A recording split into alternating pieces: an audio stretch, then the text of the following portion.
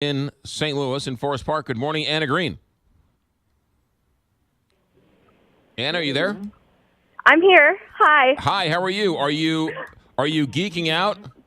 Oh, definitely. I cannot wait, and there's a good crowd starting to show up, and we are just having a blast out here in Festus. Where are you? So we're out at West City Park in Festus. Some of my team is here in Festus for observing and documenting totality and working with the community out here. And then some of my staff is actually out in the 99.9% of the partial eclipse at the James S. McDonald Planetarium and working with some of the schools that came to visit that couldn't make it out to totality. So we got both places covered, and we are looking forward to documenting the whole thing and putting it together and seeing what that looks like. Anna, explain to those who don't quite get it what you're so excited about. So here in the St. Louis area, first of all, this is a pretty rare event. The last time that a total solar eclipse came through the St. Louis area was 1442. We didn't even exist yet as a city. And the next time it's going to happen is 2505 for the St. Louis area.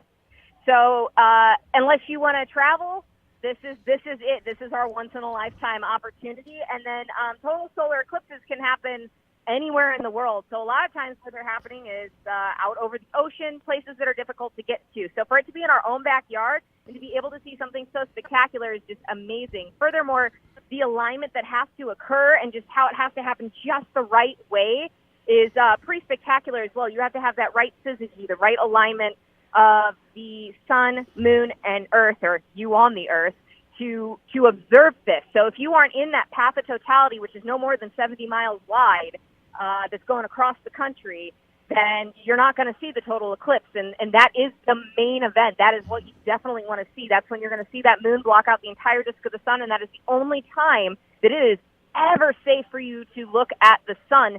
And you're going to have to, without filters, to see the corona. And the corona is that outer atmosphere of the sun, and you're going to actually be able to see that because it's only about as bright as a full moon. So just everything about this event is just one of the coolest things, and so many different scientific discoveries have been made during eclipses too. Everything from elements to proof that the Earth is round in a sphere to help proving general relativity. And I know this time around NASA's actually doing some experiments with atmosphere. They're launching some weather balloons. So I'm really excited to see what we can find out from this. Okay, so you're in the total eclipse, the totality of the eclipse. And as you said, the Science Center in Forest Park is at 99%, or 9 So how long is the eclipse going to be at the Science Center? It is going to be happening starting at 11:49 is when the moon will start moving across the disk of the sun, and then it'll end around 2:44 p.m. And because it's a partial, everybody who's observing it in the areas of partiality has to be using a filter the entire time. There is no taking off your eclipse glasses or no not using a pinhole viewer. You must use an indirect method or have those filters on if you are in the path, if you are outside the path of totality. If you're not seeing totality, those filters have to stay on to protect your eyes because the sun will never be completely covered. So that event will happen throughout the course of those few hours, and then the peak will be around the same time as totality. It'll be around that 1:17 p.m. time, but the disk of the sun won't be entirely covered. So if you don't have glasses, which the majority of St. Louisans are not going to have, are you going to notice, I guess if you're south of 40, are you going to notice how dark it is? And then the other question is, if you're north of 40, are you going to look south and say, oh, look, it's dark over there, but it's sunny over here? Well, you're still going to notice a darkening, especially because the part of St. Louis that's above totality, it's actually getting quite a bit of the sun covered in the partial eclipse that it's receiving. So during that greatest part of the eclipse for the northern part of St. Louis, you're still going to get quite a bit of darkening around you. So you're still going to get to experience a lot of the things. You're just not going to get the main event of seeing the sun's corona. Mm-hmm. So you still may notice maybe some animals will start to act like it's about to go into the evening time and they start to settle down. You still may notice birds change things up a little bit, and plants may react a little differently too.